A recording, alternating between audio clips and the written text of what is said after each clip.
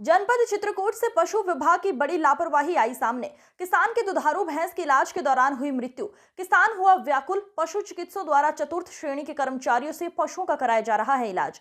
आपको बता दें कि मानिकपुर विकासखंड अंतर्गत बगदरी गांव के निवासी किसान राम सुशील तिवारी ने पशु विभाग के डॉक्टरों पर आरोप लगाते हुए बताया कि बीते दिन मेरे भैंस की अचानक तबियत खराब हो गई थी, जिसके बाद मैं मानिकपुर पशु चिकित्सा अधिकारी को फोन से अवगत कराया था और उनके द्वारा चतुर्थ श्रेणी के कर्मचारियों को भेजकर मेरे भैंस का इलाज कराया था, जिसके बाद ही मेरे भैंस की इलाज के दौरान मौत हो गई। जिम्मेदारों से कहने पर जिम्मेदार अपनी जिम्मेदारी कर रहे हैं दरकिनार। कौन सुनेगा मुझ किसान की पुकार। भाई साहब, एक मामला आ रहा है जिसका आपने इलाज किया था एक भैंस का, और वो भैंस जो है आज परसों जो है ख़त्म हो गई है। क्या मामला था पूरा?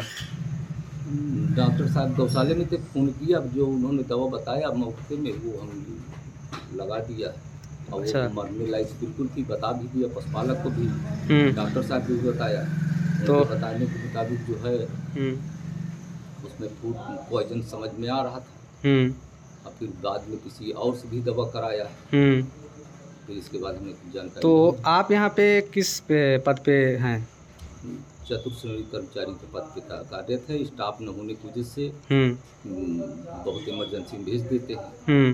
तो आपके पास इलाज करने का अथॉरिटी है कि आप किसी का इलाज करेंगे? डॉक्टर साहब जैसे बता देते हैं तो वो इंजेक्शन जैसे बताए उसे लगा देते हैं, और तो हमारे पास कुछ वो नहीं। डॉक्टर साहब ने क्या बोला आपको कि आप जाइए इलाज करिए? नहीं, उनको बुखार टेम्परेचर बताया, उन्होंने जो जो इंजेक्शन बताए वो इंजेक्शन मंगवा के लगाए वहाँ। तो जैसे जो भी है।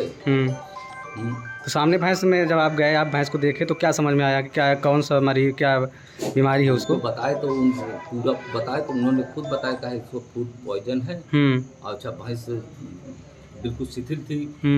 मौके में बता दिया था वहाँ पे, मैंने भैंस बचने के योग्य तो नहीं है, तो बोले कहा ठीक है हमारी किस्मत में होगा तो बचेगी। और फिर हमने जो है इससे कागज़ भी लिखवाया है, बल पूरी मैंने कागज़ लिख दिया है, मैंने अगर मर जाएगी तो हम स्वयं जिम्मेदार हैं। अच्छा। डॉक्टर साहब ने जो दवा बताया है वो दवा हमने की है। ठीक है। क्या नाम है आपका? रमेश नाम। रमेश। अच्छा, तो उस समय जब आप गए हैं तो डॉक्टर साहब कहाँ थे उस समय जब आपको डॉक्टर साहब कहा कि आप जाइए इलाज कराइए, तो आप कहाँ थे? डॉक्टर साहब कहाँ थे? डॉक्टर साहब गौशाले बता रहे हैं। अच्छा, गौशाले में थे। ठीक। भैंस के इलाज के दौरान जो है मरने की खबर आ रही है, लोगों परिवार ने आरोप लगाया है। क्या मामला था पूरा? मामला ऐसा था कि बगदरी से भाई साहब द्वारा कॉल किया गया कि मेरी भैंस बहुत तड़प रही है, इसको तुरंत इलाज की जरूरत है। इनके द्वारा बताया गया कि सांप काट लिया गया है, क्योंकि कीचड़ में दबी हुई थी। हाँ, पर मैं उस समय गौशाला में विजिट करने गया हुआ था और इनको तुरंत इलाज की आवश्यकता थी, तो इसलिए प्राथमिक उपचार के लिए मैंने अपने चतुर्थ श्रेणी कर्मचारी को भेजा कि देख के बताओ उसकी हालत क्या है, क्योंकि मैं उस समय उपलब्ध नहीं था। मैं उस समय जो भैंस की हालत थी कि टेम्परेचर कम था और वो ब्लड डिप्रेस थी। भैया द्वारा बताया गया, हिस्ट्री उसकी ली गई भैंस की, तो भैया द्वारा बताया गया कि वो जो इकट्ठा हुआ खाना है वो खिलाया गया है, जिससे पेट में भी रेनल एसिडोसिस का प्रॉब्लम हो सकता है। ठीक है, उस वजह से वो उठ नहीं पा रही थी और कीचड़ में दबे रहने की वजह से उसकी तबीयत और ख़राब हुई। मेरे द्वारा मार्गदर्शन के उस पशु का इलाज किया गया। इलाज रमेश द्वारा किया गया, दवा में मेरे द्वारा बताई गई थी और फिर उसकी तबीयत में सुधार आया। भाई साहब द्वारा बताया गया फ़ोन में, परंतु रात में फिर उसकी तबीयत वैसे ही हो गई। तो इन्होंने अपने गांव में किसी व्यक्ति द्वारा इलाज भी करवाया गया। मेरे को कॉल करके उनसे दवाइयाँ पूछी, बोले भाई साहब दवाइयाँ बता दीजिए, रात में उसको फिर से करवाएंगे। फिर अगले दिन जब उसमें सुधार आया, वो भैंस कीचड़ से उठ के घर तक पहुंची, फिर उसका इलाज करवाया गया। पर वो भैंस की हालत अब थोड़ा सा और उस दिन तो सही हुई, पर अगले दिन थोड़ा बिगड़ गई थी। फिर मेरे मार्गदर्शन द्वारा और दवाइयाँ बताई गई, उसको बॉटल भी चढ़वाया गया, पर भैंस अगले दिन उसकी डेथ हो गई, भाई साहब द्वारा बताया गया है। हाँ, बस यही कहना है। तो आप जिसको इलाज के लिए भेजा था, तो क्या आपके पास अथॉरिटी है कि वो इलाज कर सकते हैं? अथॉरिटी नहीं है, पर हमारे पास कम कर्मचारी होने के कारण हमारे पास और दूसरे अन्य कोई चारा ना होने के कारण, क्योंकि मैं गौशाला गया हुआ था और भाई साहब को तुरंत उपचार चाहिए था, फिर भी मेरे मार्गदर्शन पे वह उपचार कराया गया। अच्छा ठीक मामला है आपका?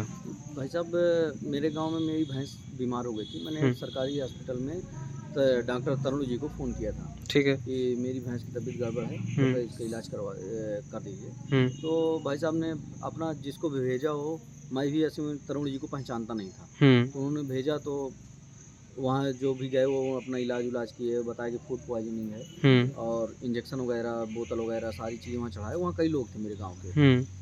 फिर बाद में पता 2 लोग गए थे।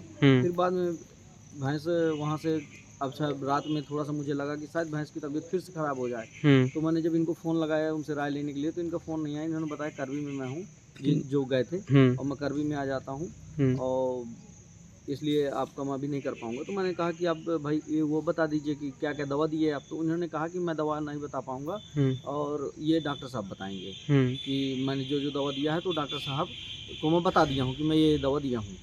तो मैंने कहा ठीक है। तो फिर डॉक्टर साहब से पूछा कि डॉक्टर साहब क्या क्या दवा दी है। मान लीजिए संभव अगर किसी दूसरे डॉक्टर से भी इलाज कराना पड़े, तो उसको बताना पड़ेगा का हिस्ट्री की क्या क्या दिया गया है। तो उसके बाद हो गया, ठीक है, दवा हो गई। फिर उसके बाद भैंस गई। फिर दूसरे दिन फिर बुलाए रमेश जी को। ये इन्होंने बता दिया था कि मेरा नाम रमेश है, ये नहीं बताया कि मैं क्या हूँ, कैसे हूँ। फिर बाद में पता करने पर पता चला कि चतुर्श्रेणी कर्मचारी हैं। अच्छा। भैंस अब मर भी गई संभवतः। तो विषय मेरा ये है कि बताइए, चतुर्श्रेणी कर्मचारी द्वारा अगर दवा की जाएगी तो भैंस मरेगी कि जिएगी? बस यही है। तो किस गांव का मामला है ये बगदरी गांव का मामला है। अच्छा, कब का मामला है? ये परसों का मामला है। आपने डॉक्टर साहब से बात की इस वजह डॉक्टर में? साहब से बात की है मैंने। क्या कहना है उनका? उन्होंने हो गए, उनके रवैये से तो यही लगा कि वो मेरे यहाँ कर्मचारी नहीं है, तो चतुर्श्रेणी कर्मचारी हमारे यहाँ इलाज करता है, ये मैं कहाँ जाऊँगा, ऐसा उनका बयान। ठीक है, क्या नाम है आपका? राम सुशील तिवारी।